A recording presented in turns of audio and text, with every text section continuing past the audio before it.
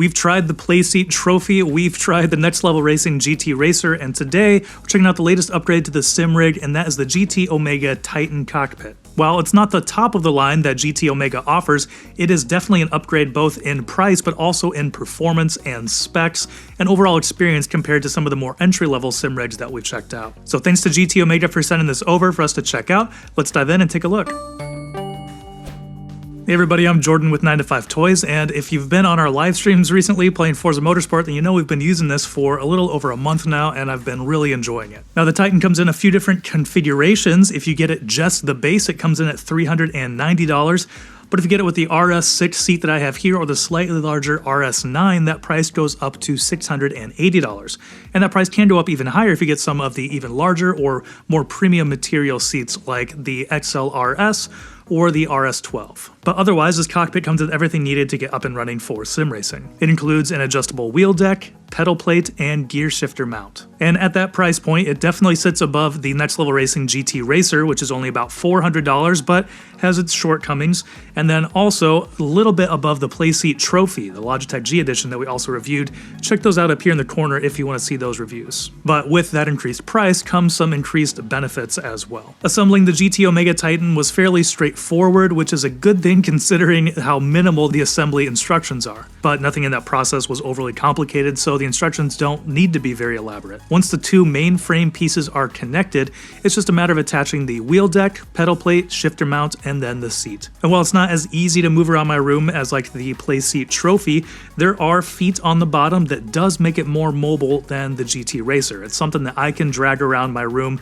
at least this office with carpet, by myself, and I don't have to pick it up and feel like I'm gonna break something. And with everything assembled, it looks and feels like a very substantial sim rig. Compared to like the GT Racer, which is like a budget, more of a budget cockpit, you know, the tubes on here are very confidence inspiring. They just look beefy and it feels incredibly solid as well. As I really push and pull on the wheel here, you can see there is just a little bit of flex, but that was one big difference from like the GT Racer from Next Level Racing. If you pull up on that, there's a lot of flex just due to the nature of how that is constructed.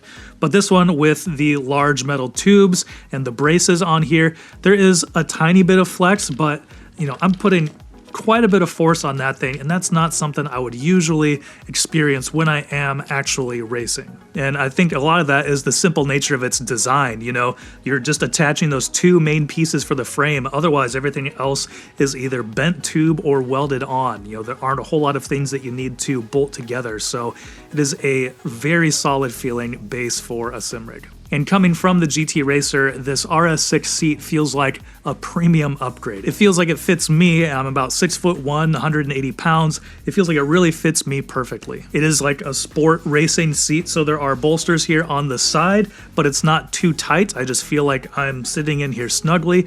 And then one of the best things about it compared to like the GT Racer is the wings back here for the shoulders are a little bit more spread out. With the GT Racer, I felt a little bit more confined and almost like I had to sit forward a little bit, but this one I can actually sit back, you know, fully press my back against the seat.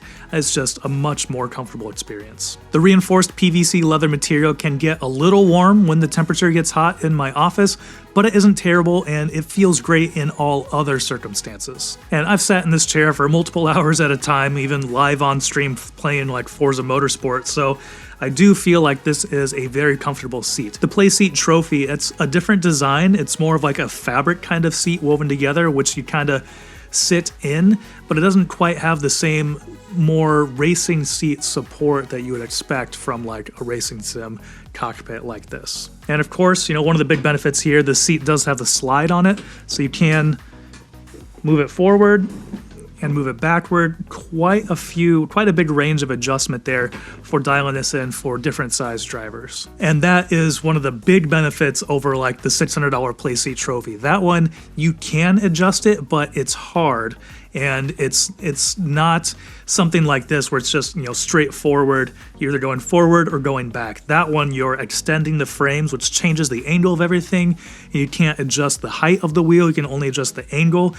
So this, the GT Omega Titan and the GT Racer from Next Level Racing, that's one benefit of having a more standard seat with a slider because it offers much quicker adjustments for different size drivers. And moving on to the wheel deck, I do think that's one downside of those other two cockpits. The Playseat Trophy, like I said, you can't adjust the height, you can only adjust the angle. In the GT Racer, you can kind of adjust the height and kind of adjust the angle, but the way it's bolted in there, it's not like a freely pivoting bracket. There are stops that are pretty drastic, and so they're pretty big changes in the angle. I feel like I couldn't quite dial it in exactly how I wanted. But with this one, they have basically a double bracket design that enables quite a bit of adjustment in here. It's still not going to be the same as like a profile rig that offers just extreme customizability for placement of your wheel, but this is probably the best implementation that I've tried in a sim rig. And it's been working flawlessly with the Moza R16 wheelbase that I have on here. Usually I run this at like 80% power, so I'm not running the full 16 Newton meters of torque, but I am putting quite a bit of power down through this thing, and I haven't had any issues with it moving on me when I've been racing. And moving on to the pedal plate, adjusting it is a little bit more involved than like the Playseat Trophy, but it is possible. There are bolts that hold the pedal plate to the base, and those can be moved forward and backwards so you can get your distance dialed in. And then there are also bolts that are set to adjust the angle so you can get that dialed in as well. And the variety of mounting holes is supposed to be compatible with all the big brands, Moza, Logitech, Fanatec, Thrustmaster, and so you should be ready to go. And even like the Turtle Beach Velocity 1 race that we just reviewed basically has the same mounting pattern as the Logitech Pro wheel and pedals. You can check out that review up here in the corner if you want to see that. So I'm using the Moza SRP light pedals with the brake mod on here. This is what I've been running for quite a while. And with that brake mod, you can put down quite a bit of force, and I've had no issues with this. If there's any flexing in it, it's because the mounting of these pedals onto the pedal plate isn't the greatest. So there aren't a whole lot of ways to get the back of the pedals mounted to the pedal plate. It kind of moves a little bit under that, but as far as the actual pedal plate itself, I don't think that's moving at all. And if you want some quicker adjustments, there is an optional pedal plate slider you can install, and so basically you can make quick adjustments to the distance of the foot pedals as well. And I actually think I might pick that up here pretty soon because that would be nice to have when I'm showing the sim rig to some of my friends. And probably the only thing that I'm not absolutely crazy about is the shifter mount. There's a lot of adjustability in here. You can go in and out, up and down, forward and backwards, but the way that it comes, it basically can only fit a shifter. You can't fit a handbrake on it. And working with GT Omega, talking to a rep there to see what it would take to get the Moza sequential shifter and the handbrake on here, they basically recommended getting the flight expansion plates. And so it's meant for flight simulation gear, but it also works for having just a variety of mounting points for getting these on here. So it does work, and with the sequential shifter on here, it's a little bit more involved. Like you're putting a little bit more power and movement into this, and there is a little bit of flex in the shifter bracket because of that. I don't think you would see that as much with a standard H-pattern shifter like the Logitech shifter, but with something where you're putting a little more force into it, you do see a little bit of flex in there. But altogether, this has been just a fantastic sim racing cockpit. I really enjoy it, sitting in here for hours on our streams and off stream playing games as well. It is obviously much more expensive than like the GT Racer and more expensive than the Playseat Trophy.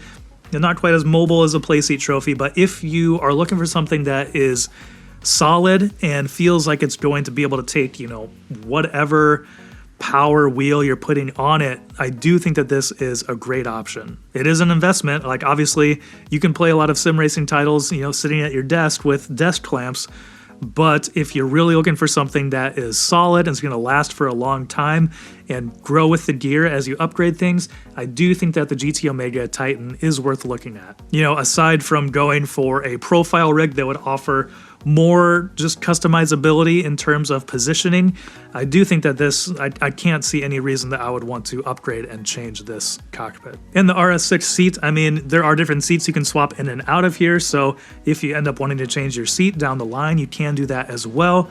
Me personally, I Absolutely love this seat. It's probably the most comfortable one that I've tried compared to the GT Racer and the Playseat Trophy. So if you want to catch me using this live, join in on our live streams Wednesday evenings, usually around 8 p.m. ET, playing Forza Motorsport recently. And otherwise, let me know what you think about it down in the comments below. If you're looking for some other videos to watch, I'll link to our review of the R16 from Moza, as well as our most recent video. And thanks for watching. If you enjoyed this video, please give it a thumbs up so others can find it easier, and consider subscribing. This is Jordan with 9to5 Toys.